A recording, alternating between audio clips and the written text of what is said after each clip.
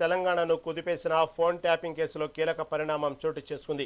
ఈ కేసులో ప్రధాన నిందితుడు మాజీ ఐపీఎస్ అధికారి ప్రభాకర్ రావుకు సుప్రీంకోర్టులో భారీ ఊరట లభించింది.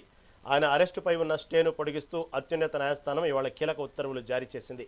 అయితే దర్యాప్తునకు పూర్తి స్థాయిలో సహకరించాలని, సాక్షులను తారుమారు చేయొద్దని కోర్టు ప్రభాకర్ రావును హెచ్చరించింది. అనుమతి లేకుండా దేశం దాటి వెళ్లకూడదన్న నిబంధనలు విధించింది. విచారణకు ఎప్పుడు పిలిచినా హాజరు కావాలని స్పష్టం చేసింది.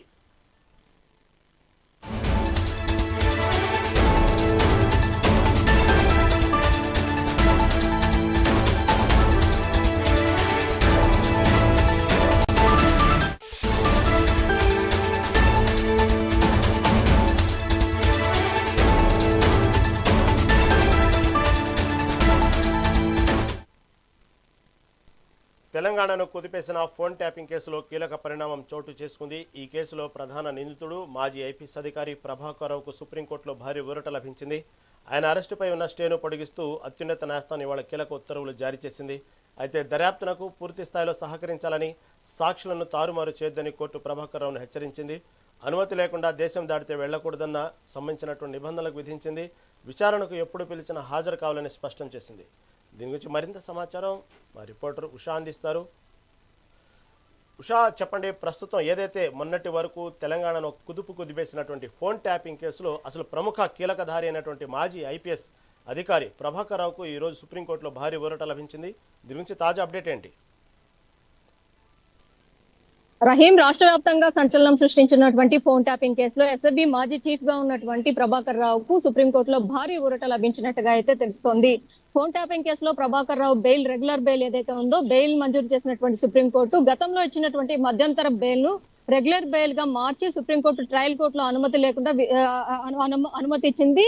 ఏదైతే విదేశాలకు వెళ్లే అనుమతి మాత్రం ఇవ్వలేదు. సాక్షులను ఎక్కడా కూడా ప్రభావితం చేయకూడదు. సుప్రీంకోర్టు ఆదేశాల మేరకే ఫోన్ ట్యాపింగ్ కేసులో విచారణకు సహకరించాలి. ఎక్కడా కూడా ఏదైతే ఫోన్ ట్యాపింగ్ కి సంబంధించినటువంటి కేసు మొత్తానికి కూడా దర్యాప్తుకి సహకరించాలి అన్న కోణంలో కూడా పూర్తి స్థాయిలో ఈ ఏదైతే మధ్యంతర బెయిల్ కి సంబంధించి ఊరట లభించినటువంటి నేపథ్యం ఏదైతే ఉందో ఇందులో పూర్తిగా కూడా ప్రభాకర్ రావుకి ఊరట లభించినట్టుగానే తెలుస్తుంది. ప్రస్తుతం ఇప్పటి వరకు చూసుకుంటున్నట్టయితే ఫోన్ ట్యాపింగ్ కేసులో రాష్ట్రం ఏర్పాటు చేసినటువంటి సిట్ విచారణకు సిట్ పిలిచిన ప్రతిసారి కూడా ఫోన్ ట్యాపింగ్ కేసులో ప్రభాకర్ రావు హాజరవ్వడము, ఎక్కడ కూడా పొంతలేని సమాధానాలను చెప్పారు అన్న ఆరోపణలు పోలీసుల దగ్గర నుంచి వస్తున్నాయి. కాబట్టి సిట్ బృందం నుంచి దీనికి సంబంధించి సహకరించాలి అన్న కోణంలో కూడా ఇక్కడ సూచనప్రాయంగా ప్రభాకర్ రావుకు సుప్రీంకోర్టు ఆదేశాలు కూడా జారీ చేసింది. ఎక్కడ కూడా దేశం విడిచిపోకూడదు, ఖచ్చితంగా ట్రయల్ కోర్టు ఇచ్చినటువంటి ఈ తీర్పు కావచ్చు, అలాగే సుప్రీంకోర్టు ఇచ్చినటువంటి గైడ్ లైన్స్ కావచ్చు, వీటన్నిటిని కూడా దర్యాప్తు బృందం కూడా దీన్ని